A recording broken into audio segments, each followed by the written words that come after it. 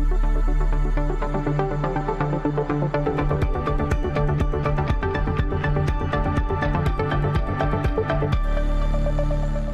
again, everybody. Welcome back to another episode of Wisconsin Weather Experts, exclusively here on Fox Local, as well as our Fox 6 YouTube page. It's been all about the heat over the weekend across Wisconsin, across Milwaukee. We saw back-to-back days of heat indices in the triple digits. We get day 3 of that today, but then later tonight a cold front's going to roll through. So we'll talk about that a lot more coming up, but it's been brutal. It really has been. You know, we've had the first weekend of Summerfest here as well. We'll talk a little bit about what the conditions were like, because I was out there for the meet and greet, but it was hot. It was very tropical. You could feel that moisture, and it was very windy. So you mentioned the relief is going to be here, but there is other areas across the country still dealing with that heat.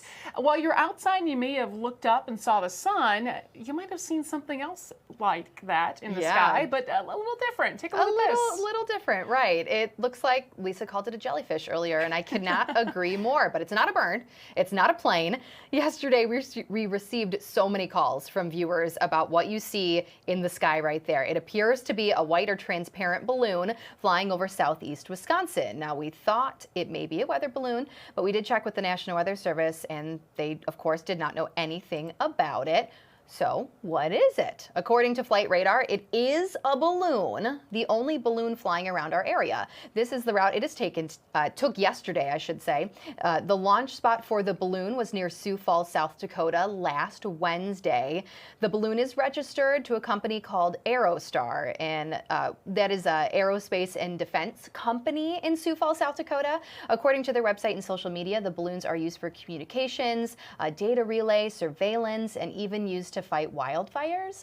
NASA, Google, and the U.S. Air Force have worked with them in the past. We reached out to the company and did just get a statement actually earlier today, more so just communicating everything that these balloons are used for. They did confirm that they launched this balloon, that it flew over our area. I just don't really have any specifics as to what it was doing. No, but you know, one thing is interesting is they have done some releases on these balloons in the past. So at least we know what they have been used for from this company. They are not there to spy on you in your backyard. Nope. But it is good to know. I always think now with these balloons that have been coming in, you know, we had the China balloons before. If they at least would maybe release a statement prior, so people know, that would be helpful. But just to put, you know, your worries at ease, they are launching these balloons. They have in the past, and it's nothing that's going to be harmful to you if you do spot one in the sky. It's all for scientific research. So be happy, be thankful. That's all that was. It was just a cool thing in the sky, basically. And meteorologist Tom Walks did actually post an article on his Facebook page, too. It's from a year ago, but it is from a Sioux Falls, South Dakota TV station. They did some research on this company. So if you do want to do more of a deep dive, feel free to head to his website. You can click on that article and look up more. Good information. Well, you know, while that was in the sky, we've been talking about the sun, the dangerous heat that has been continuing across the United States, including Wisconsin.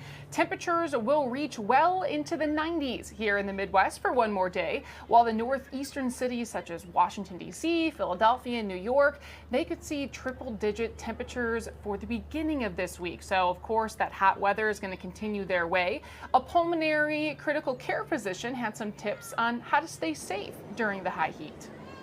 You can potentially go out earlier in the morning as opposed to the heat of the afternoon. The hottest hour tends to be 4 p.m. And just really trying to make sure you're wearing, you know, light, loose clothing, and making sure you're with people so that if you're really starting to, you know, feel the negative health effects of heat, that you can take care of yourself, get indoors, and kind of recover quickly without needing you know, a visit to the emergency room, let's say. Yeah, so again, that heat wave here in the Midwest is expected to last through today, but there's many other areas that have been dealing with heat headlines all the way down to the Gulf and now pushing into areas of New England. The heat continues across the U.S. Now, back past this weekend, too, back on Saturday, I should say, there was really strong and severe thunderstorms, a complex of thunderstorms that rolled through parts of North Dakota as well as Minnesota. I'm sure you've seen a lot of it on social media, but take a look and listen to this next video. This is from our sister station in Minneapolis, Minnesota, of the severe weather in North Dakota and Minnesota Saturday night. That is a massive tornado.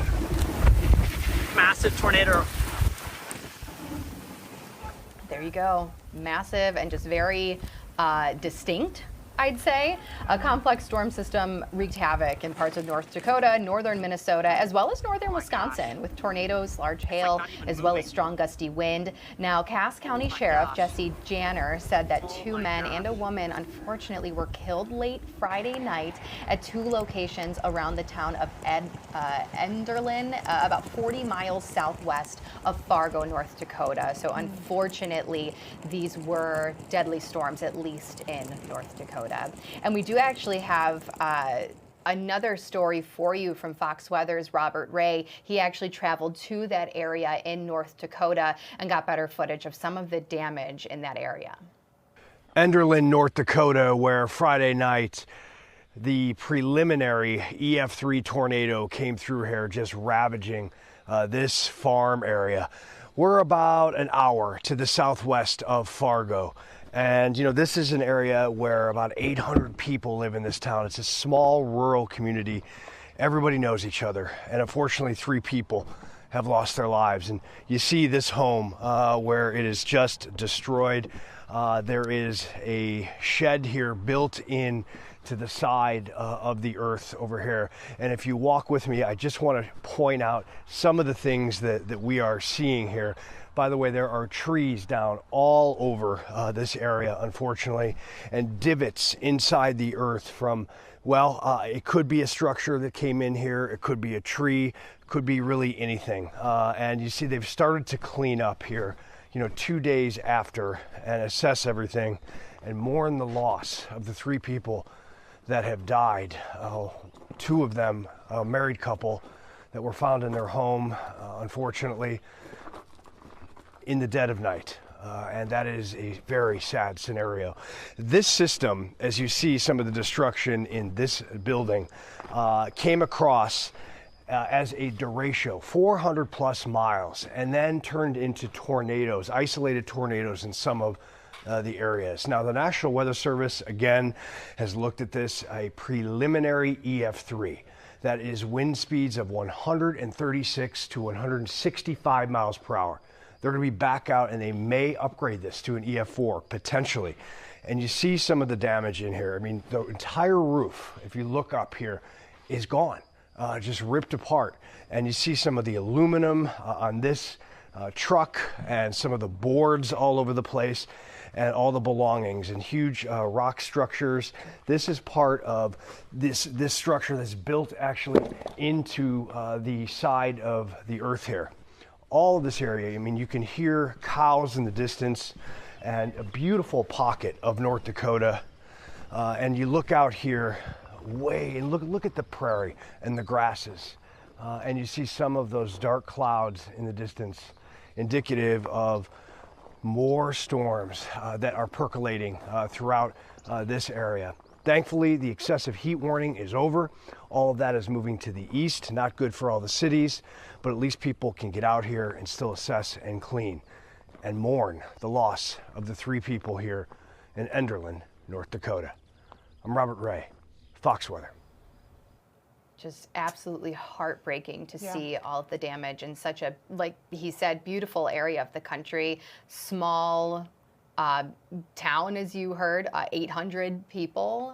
So just it's always devastating, especially when you can see it up close. Yeah, and I remember looking at this. They had a really high risk of tornadoes. They did, yes. And normally in an area like this, you saw surrounding it, there wasn't a lot of other structures, but just because you're in an area that doesn't have a lot of structures, that maybe has a lot of open land, that doesn't mean that you can't be hit with any kind of severe weather, which really is why every situation, when we talk about severe weather, you have to take each one with the same mindset of being safe safe in case something happens. So definitely not great news there. But him being there puts it into perspective of his size and the kind of damage that these storms have on communities. Yeah, and that complex did, of course, develop Friday evening, and it moved all the way through Minnesota as well as northern Wisconsin through the rest of the evening. Those derechos, they move very, very fast and, of course, produce very strong wind in addition. I know Minnesota had devastating damage as well. So we'll keep on that and bring you the very latest if there are any changes from the National Weather Service. Let's dive into our regional weather now, which we're going to start with temperatures because that really is our biggest story here locally. Now, no record high temperatures so far, though today could be the day. Sunday morning, we did reach that record high warm low temperature, so the warmest low temperature for that day. Normally, we're talking the coldest temperature when it comes to lows, but this is a little different. So 78 was the low temperature on Sunday. It beat the last record of 73. Now today our forecasted high is 96 and the record is 95. So we could very well see a new record high today, or at least a tied record. And when it comes to our low temperature, so far our low is 78. But with that frontal boundary moving in later this evening, it's possible we cool a little bit more before midnight. So we'll see when it comes to that low. You can see it's still the central U.S. and the eastern U.S. dealing with the heat, even up into New England states, at least upper 80s, but most spots are going to be in the 90s. Again, 96 for the Milwaukee area. Once again, our record in Milwaukee is 95, so we could be one of the spots that hit a new record. And you can see everybody else down towards the south, upper 90s, low 100s. There could be a large area that sees record-breaking high temperatures for today. And there are still many spots from the Great Lakes region to New England states all the way down towards the southeast still under some type of heat headline, whether it's the heat advisory in orange, the pinks you can see here not too far from New York City in that excessive heat warning, and then the reds here just an excessive heat watch. So we are all feeling it still. When it comes to Wisconsin and those of us here locally, this thankfully is our last day of this. We've dealt with the 90s the past couple of days. Today will be day 3, and then we'll start to cool things down tomorrow. But our heat advisory, as well as excessive heat warning down towards the south, still continue until 7 p.m. So just know that today is still going to be a really hot one, even before the cold front, as well as those thunderstorms roll on through. Here's a look at the heat index going forward. So this afternoon, you could still see even up to Green Bay, triple digits, still a possibility. But then as that front rolls through later on tonight, we will see progress when it comes to those numbers. Temperatures right now around 90 in Milwaukee, but this is what we are looking at. You can tell where that cold front is located right now. Still upper 70s in Minneapolis, but behind that front, temperatures are only in the 60s. So we'll stay hot out ahead of it, but then we'll start to see those temperatures dropping as soon as tomorrow with the high temp right around 80 degrees. You'll notice we still have a couple of hotter days though. I mean, we could still see a few more mid 80s, but that's a whole lot better than the mid 90s with that very high humidity like we've had for the past 2 days, today being the 3rd. It's also worth mentioning that dew points are still going to stay relatively high even though our air temperatures drop. This cold front's actually going to swing through our area this evening, but then stall out, meaning it's going to sit around us, keeping a daily thunderstorm chance in through Thursday. That means those dew points, the moisture, it's still going to be with us. So highs, yes, in the 80s, but those dew points are actually still going to be somewhat similar to what we've experienced the past couple of days. We're sunny right now. We are still dry. Those frontal boundaries still off towards the west, but you can start to see, that skinny line of thunderstorm activity just out towards the west. It's moving very slowly, so I don't think we'll see it here locally in southeast Wisconsin or eastern Wisconsin as a whole until closer to your dinner hour, maybe 6, 7, 8 p.m. with closer to 8 in some of our lakeshore communities. But this is basically what we're watching from here. We're just going to watch this very narrow line of thunderstorms move towards the east, and we'll see, how it strengthens, how it weakens, because it could very well bring especially our northern and western communities a chance for severe weather throughout your evening hours. You can tell there's a good chunk of central portions of our state that's under a slight risk, which is that level 2 threat for severe weather far towards the south, south of the Milwaukee area, still that level 1 marginal. That's just for the potential of this line to weaken. But regardless, as we see those thunderstorms roll in later tonight, we will need to watch for the potential of stronger or severe thunderstorms, especially when it comes to some damaging wind. Now, we do also have a marginal for Tuesday. as well as Wednesday, and potentially even on into Thursday. Just a little too early for that right now. So we do have daily chances for thunderstorms, all of which could still be on the stronger side. We'll see what's out towards the west roll in after about 6 o'clock, and then it is going to stay with us through the night tonight. And then I'll take you through Tuesday. We still have the chance for some of these off and on thunderstorms with a little bit of dry time. We do it again Wednesday, a morning batch, maybe a midday batch, and an evening batch, and even Thursday, a chance for storms. So yes, we're cooling things down in the days ahead, but we are definitely looking at a much more active pattern going forward through at least Thursday.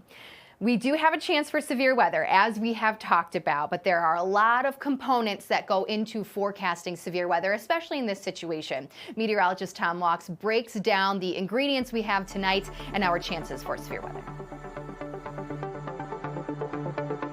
To interrupt, but we do have some more information, some more statements coming in here. I want to put up this post on X. So this is an advisor to the Qatari Prime Minister. This is quite lengthy here.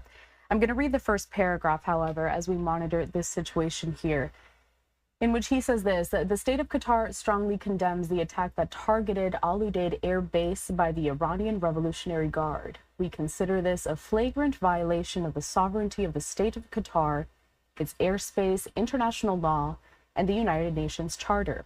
We affirm that Qatar reserves the right to respond directly in a matter equivalent with the nature and scale of this brazen aggression in line with international law. So, Jonathan, my question here, after you hear this statement that just came out moments ago, what do you make of that?